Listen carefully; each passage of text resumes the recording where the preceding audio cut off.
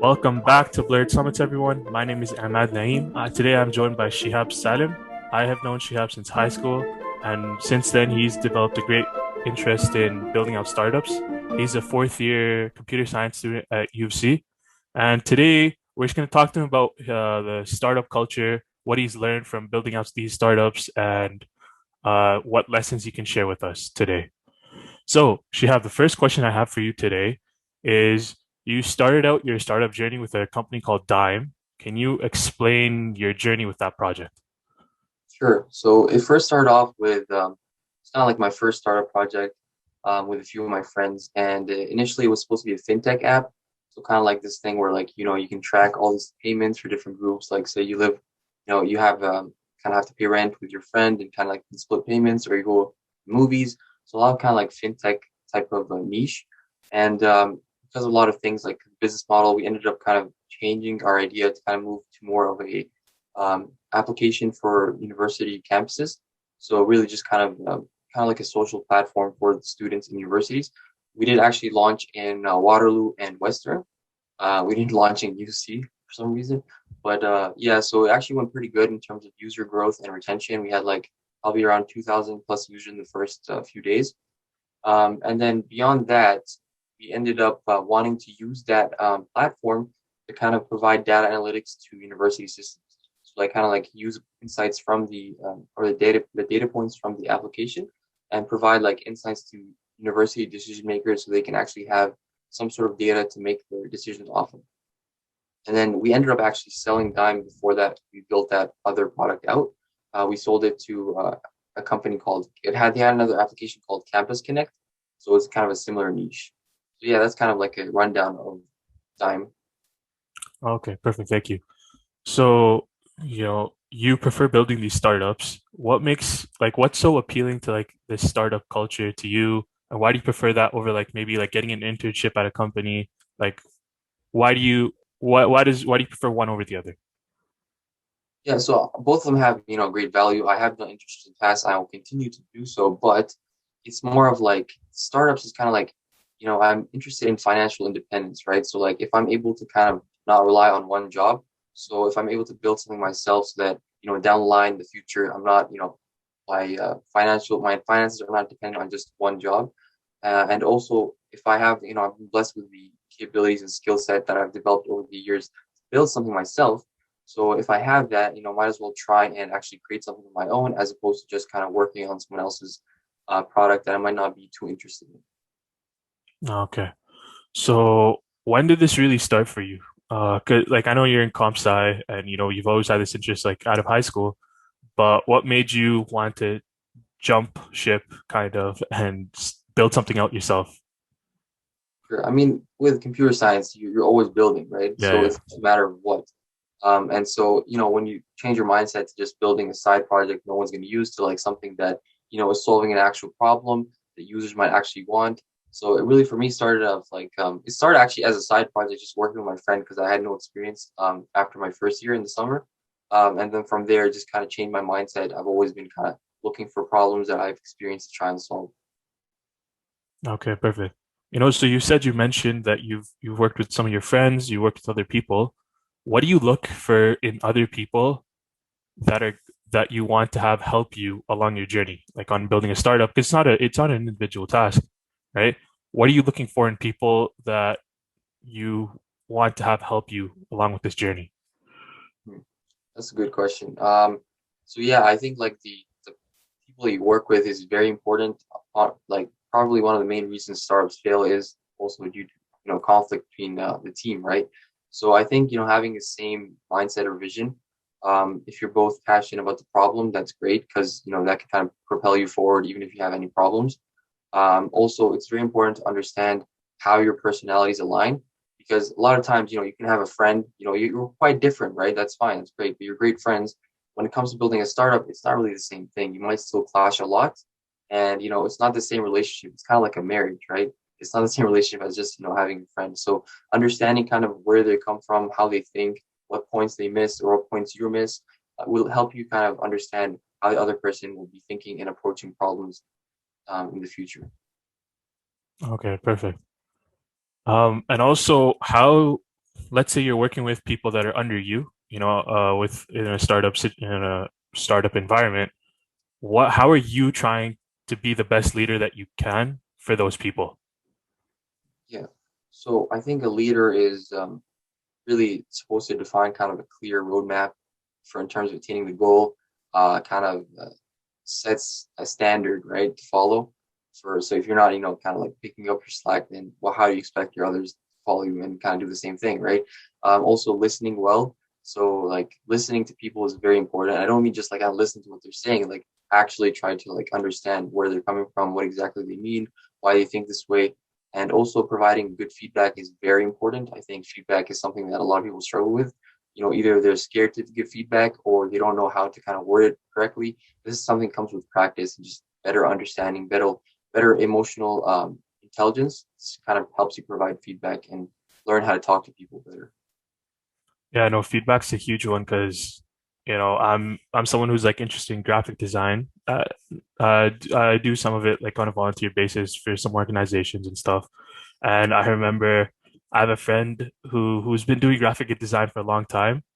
And I said I make this poster and I send it to him, and I think it's like the greatest poster ever, right? Yeah, And then he has like all this like helpful. He was just trying to help me out, right?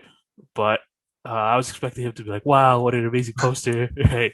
Because I was just trying to feel better about myself, right? But I've learned a lot more from that, and I'm sure it's the same thing applies to, you know, building out a project like a startup or an app or website, whatever it may be, right? You have to.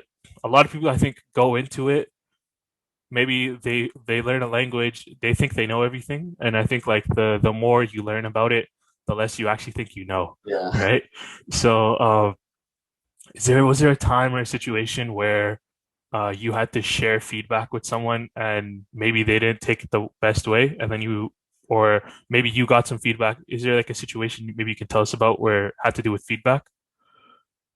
Sure. Yeah. I mean, I think it's more of an ongoing situation. Like every time, I'm kind of discussing some sort of, piece of work with my coworkers, I always try to understand, very phrase it very succinctly, right? So always try to give good feedback, right? Because there's always, good stuff that has been done, right? Make sure they feel, that they actually appreciate it, the work is good, and but also if there is something, right, you can kind of point it out in terms of like, hey, how about we do this? Or how come this is like this? Do you think that kind of like ask them like to kind of get them to think or understand where you're coming from as opposed to saying, hey, this is wrong, right? Kind of say like, would this cause this, right? And they're like, oh, actually, yeah, this might, maybe we should do this, right? So we kind of like guide them toward thinking your way, and they can also provide, feedback that might go against what you're thinking, right? So just kind of being open, not thinking that you're 100% correct either, is very important. So, and also, yeah, like kind of like you said, I've also had to develop awareness of how I react to feedback, because a lot of people don't really like feedback, right? But Yeah, in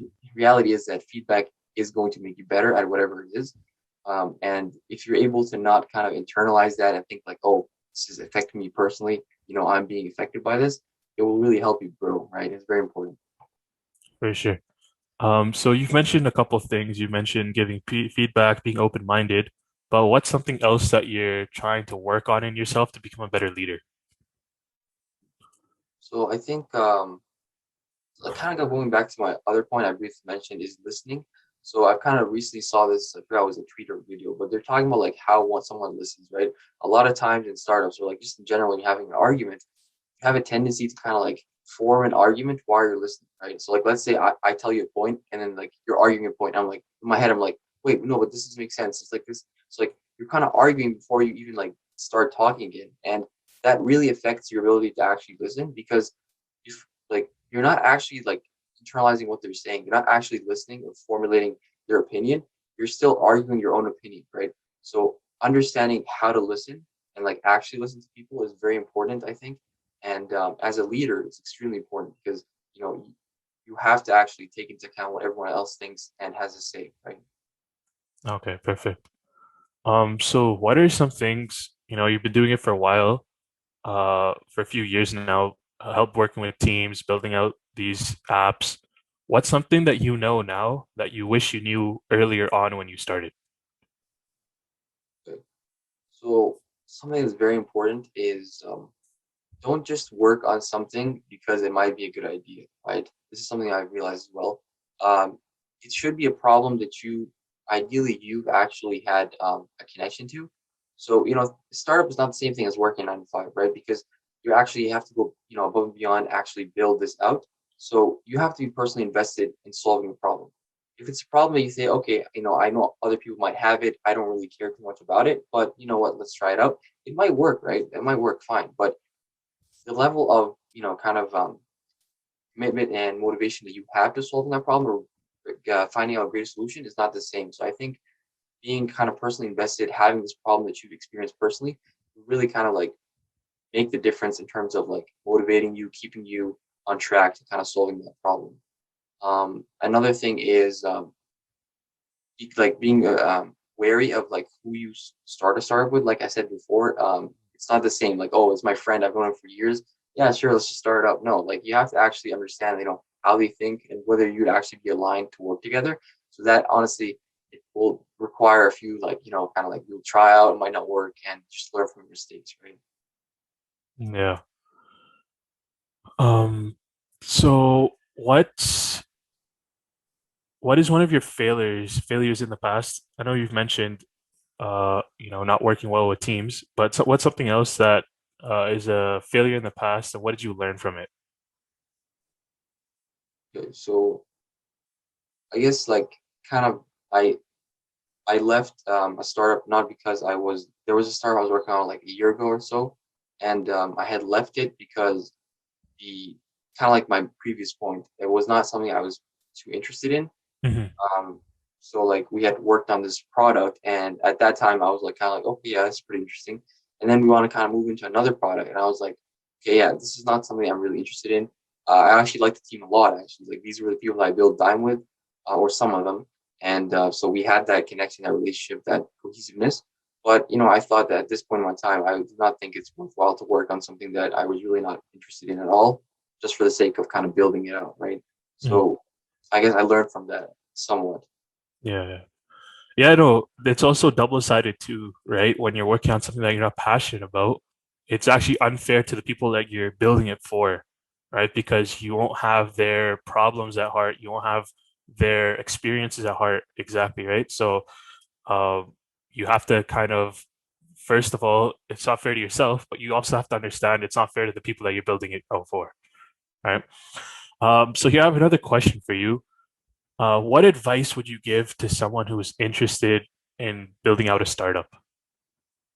So I think first thing is kind of like this is very important, and you already mentioned that. I want to add on to what you said was that like it's not fair for the product because like you have all these assumptions of like what this customer wants, but you're making assumptions. So even like okay, you can talk to users and stuff, talk to customers, but like it's still not the same, right? And so the product will definitely suffer. So kind of like what we're going on, like this is a very important point I feel is work on something, like work on a problem that you actually have, you're interested in, you're passionate about, and ideally one that you personally invested, you struggle with, right? It will help you keep moving forward. But again, like you said, it will help you actually understand what the customers want.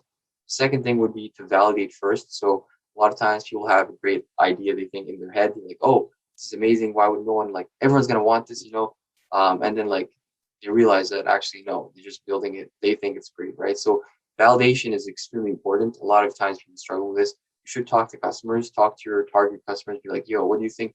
Don't okay. So the way you talk to customers is important. If there's something called like a mom test. So it's kind of like when you pitch something to your mom, she's probably gonna be like, "Oh yeah, it's a good idea," even though it's not, right? Mhm. So this mom test is made so that you're able to kind of like talk to your mom and see if she likes the idea or believes in it without like kind of like having that bias of her being your mom and actually gonna tell you it's great. So the way you do this is kind of like just kind of ask them questions about a specific problem that you're solving and how they deal with it. From there, you can derive insights, and that relates to your solution, right? So you don't start off like, "Hey, I'm gonna build this. What do you think about this?" Right? So we're gonna be like very biased. Let's talk about like, "Hey, have you ever had this problem before?" And they're like, "Yeah." Like, oh, how do you deal with it? What's your thought process? Right? That allows you to kind of like have that actual accurate insights from the user. So that validation is very important. And then I guess the third thing would be um, the team thing is very important. I can't stress it enough. You have to actually know who you're going into business with, and it's very important that you kind of know beforehand that you guys are a good fit in terms of just business, not just friendship. Yeah, so I guess those would be. Yeah. Um, I really like how you talked about like with the mom test. I never thought about that, right? Like you, when you're pitching something to your mom, if you can kind of remove yourself from that situation, right? Like just in that, when you're pitching it, right? That way you kind of get her non-biased opinion, right? Yeah. Also, you said, you again at the end you stressed the importance of a good team. Are there any tips that you would give? Like, let's say somebody's starting out with their friend, right? It's their first project. They don't really know anyone else. This is something that they want to do, and they're both committed. But are there any tips that you give them in that, specifically in that situation, to kind of differentiate their relationship when they're working versus when they're not working? Okay. Yeah, that's a good question. Like I said, like sometimes it is like just trial and error. But the thing is, you might not know until you actually work together. Hmm. So at least having the mindset, the awareness early on to kind of like look for like those, red flags or like good indicators or bad indicators, and try to understand like, is this someone I want to keep working on, right? With this product on, right? So if you kind of like avoid thinking about that and just kind of keep going on, you might end up being down the line, be like, okay, you know what, I can't do this anymore because of this, and like you could have stopped this earlier on, right? But I guess like before that, if you're especially if you're their friend, you might have a good idea of how they think, and you might be able to kind of assess how they will think kind of like in a business sense. So like for example, if someone is not very analytical, just like in general, they're more like of a driver, for example, they want to get things done, they will likely miss a lot of details and key points that you will have to kind of point out, right? So like there might be cohesiveness there, but there also might be a lot of clashing, right? So like they'll be like, I want to do this, and be like, wait, what about this, this, and this? And like they didn't even consider those points, right? So being able to kind of assess this person beforehand, however long you might know them, if you're a friend, you still might be able to kind of get a feel. But again, you're probably going to know the best when you actually try, at least in the beginning. So be aware at least. Yeah, I remember I was going to business with my friend on a project, and I remember telling my mom, and my mom actually told me, make sure that this is your friend, but make sure you have everything in writing, because and that's what she meant by that was like roles, responsibilities. Even though you guys think you have it in your head, your idea of it might be different from the other person, right? Like you might think that these are our goals, what we need to do, right? But the way they process it is going to be very different from the way you process it, right? So I think it's very important to kind of list out all the roles, all your goals, basically list out everything that you can, budget, whatever, right? List out everything that you can, just so that first of all, it clears up your headspace, right? Also, it makes it a lot more, it makes it a lot easier for you guys to know what's expected from one another, right? Because I think it's expectations what destroy or build a relationship, right? When you expect too much, that's when it's all gonna come crumbling down, right? Um, so I have another question for you, Shehab. What are three key lessons that you learned from your industry that have shaped the way that you approach your work? Um, so like when you say industry, like in general, startups. Yeah, just in general. Yeah. Okay, so um, kind of like a lot of it is kind of aligned with the advice I would give because I had to learn this early on. Is like the validation, talking to customers. Along that is also the kind of understanding that more is not always better. Sometimes less is better, especially when you launch a product. A lot of times people were like, you know what, I have this idea in mind for this product, and it gets maybe a year, 2 years to get there. And so they spend this 1 year, 2 year to get there, and then they launch it. The market is not ready for it. It doesn't want it, right? So there's this terminology called the MVP, so a minimum viable product. So it's kind of like goes along with this thing called the lean methodology, which is kind of like you have a very lean approach to building a product. So you don't spend like a year, 2 years building it because you want to get like the minimum viable product out there, get it validated, and then make it better, right? So kind of like the core functionality that your solution will provide, kind of release it, get the users to test it. And this is easier said than done because a lot of times it depends on the product, right? But usually you can try to make it as lean as possible so so that you can actually not, spend time and money working on something that, you spend all this time, you launch it and it doesn't even work because you didn't actually, launch something beforehand. And then the again the team thing, again, I can't stress that as well Yeah, enough as yeah, well. Also specifically the niche that you're entering, um, what comes down with the interest thing. So like if you're not interested in it, it's gonna affect you. But also having being aware of the niche. So like if you're going to join someone else and they pitch this idea to you, you should actually kind of research, a lot the market, the niche, the product, because like you might not have that awareness early on, and you don't want to develop that as you spend months on it, and then later on realize that, oh, this is actually, there's a lot of roadblocks that I did not really think was going to happen because I had very limited understanding of the niche. So do your research a lot, whether you're joining someone or you're actually building your own thing. The research is extremely important. yeah. It's a question I just thought of. It's, when you're building an app for a market, right? There's a lot of random variables, right? Like there's a lot of things that you can't control, right?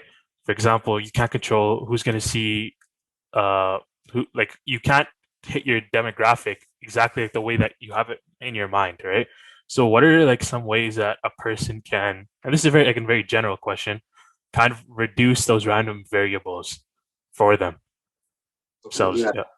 actually, I have a good story for this. So it's not fully, well, it's not just about customers. It's more about like the ecosystem. So Hmm. like there's this book called like The Wildlands, and it talks about like just stuff that goes beyond the obvious. Like there's when you build a startup, it's kind of like, oh yeah, your direct customers, your finances, blah blah blah. But when you're essentially building a startup and you're affecting the ecosystem, so like your product will affect many different parties, you have to consider each one of those parties.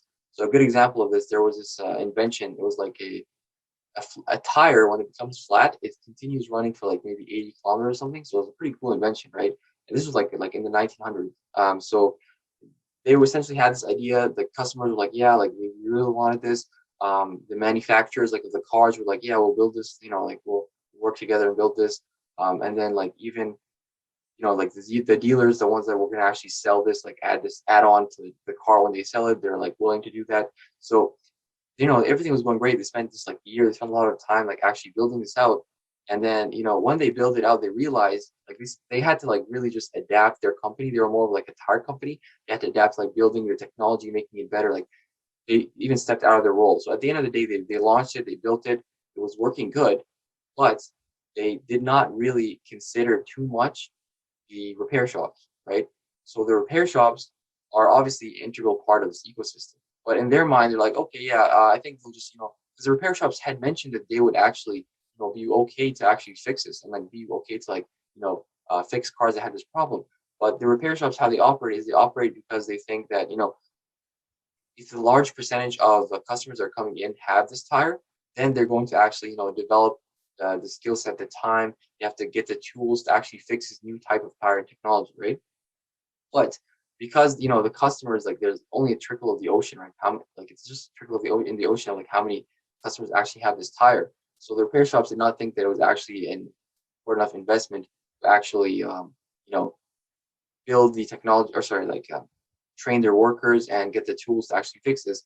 And so what ended up happening is that these customers, they like this product, but when their tire becomes flat, they go to the repair shop. The repair shop doesn't actually want to fix it because they're only like maybe 1% or 2% currently when they first launch are actually able to fix it, or sorry, are actually coming into it with this problem. And so the customer ends up having to buy another pair of tires, which costs way more than they would have saved, right? So this really was the why it failed. Not because it was a bad idea, not because the customers didn't want it, not because manufacturers weren't coming on board, but because they were essentially making this huge innovation and they failed to consider each player of the ecosystem. And so as a result, it failed.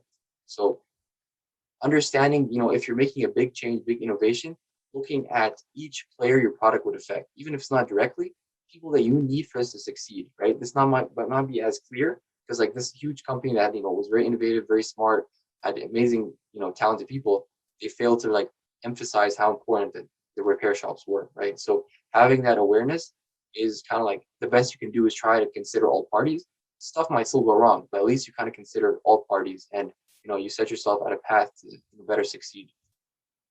Yeah, perfect. Yeah, I like how you brought that up, like the anecdote. Also, I remember watching a video. I'm pretty sure I watched it yesterday, but it was talking about the right to repair and how there's actually two sides to the argument. Like how, let's say let's just use a phone for example, right? Let's say your phone screen breaks, right?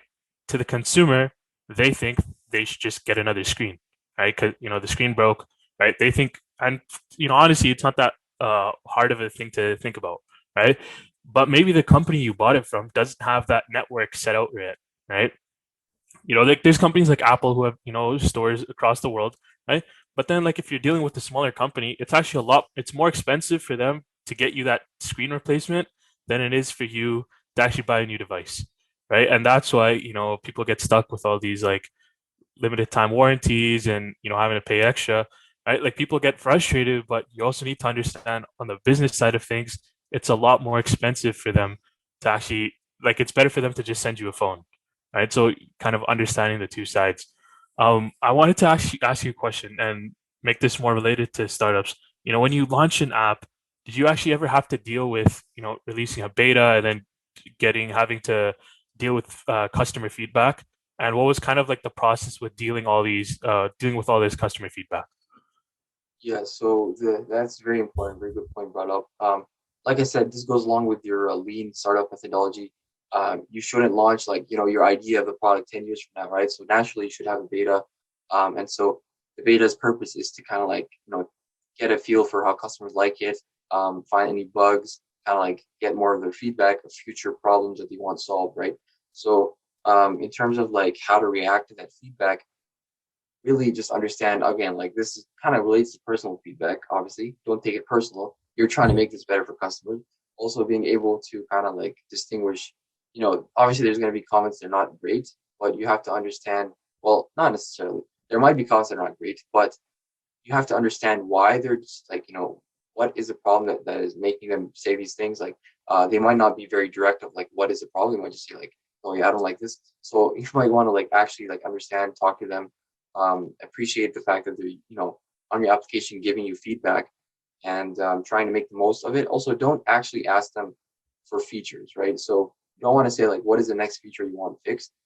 Try to understand what is the problems you're having with the application, and from there you're supposed to derive next feature, because you should never ask your customer directly for a feature, right? You should ask them for problems, and then from there, you talk to other customers, you kind of figure out what should be built next or what should be updated or fixed, kind of thing.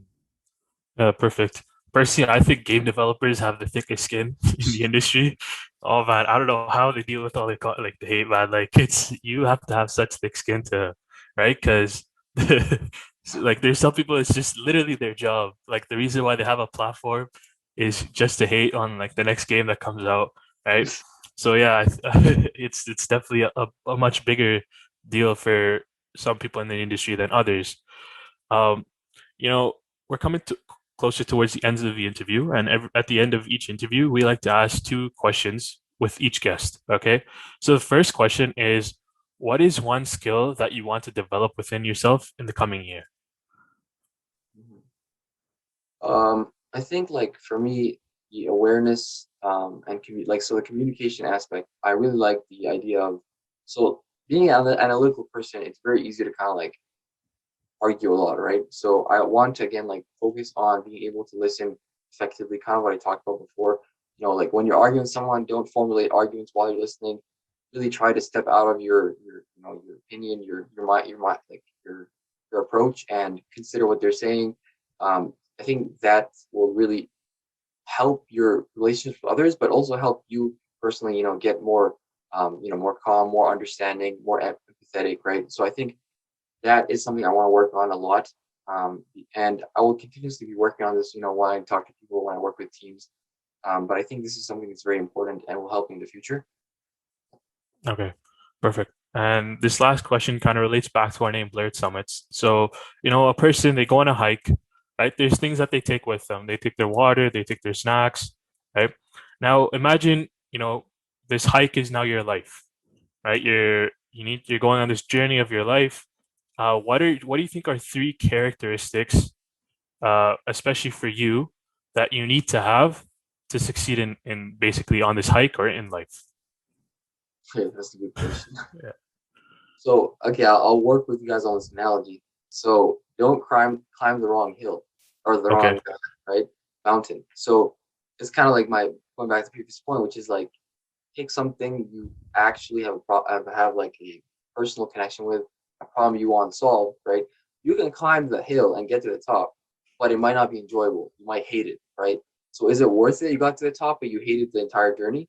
Is it worth it? I don't think so, right? So being able to kind of assess which hill to climb, which which problem you want solved is extremely important. And I think for me, like in anything in life, I've kind of like trying to reprogram my approach to not doing things just for the sake of doing things. Actually understand what you're getting out of it and try to do things that you really care about. So that's the first thing. And then I think perspective, right? So a lot of us kind of can get very can lose perspective, right? Like you're writing an exam, you're really stressed, and like, but at the end of the day, you think like, what is a purpose, right? What is my purpose, right? This can depend if you have, you have strong faith, you have other kind of like things that are important to you, but having perspective in life is extremely important. And it's the same thing with building a startup, right? You might think that this has to succeed, this has to fail, and so you might spend all your time working on it, but the perspective on what really matters, right? Your faith, your family, your health, right? A lot of people get kind of engrossed in this hustle culture, and this is something I've done too, right? Is like I would spend like the whole day working on this, and so slowly I've been trying to kind of acclimate myself to kind of consider things like making sure my health is always up to point. I'm spending time with my family, my friends. My mental health is where it should be. So understanding that just because you want to climb this hill doesn't mean you have to spend all this time, all this effort thinking about that hill. You have to consider the other stuff that really matters in life, right? And then so another thing would be the social and emotional intelligence. This kind of goes with communication, working with people, right? So kind of like the analogy is who are you climbing the hill with, right? So, do you want to like get pushed off the hill because you're kind of like didn't know how to talk to people or communicate well with them? So you obviously want to have that kind of intelligence, the ability to communicate well with people, make them feel heard, appreciated. Just that cohesiveness between teams is extremely important. And so who you climb up the hill with is extremely important as well. And how you go about doing that is something I is really important. Perfect. Thank you, Shehab, so much for coming on. Are there any questions you have for our team?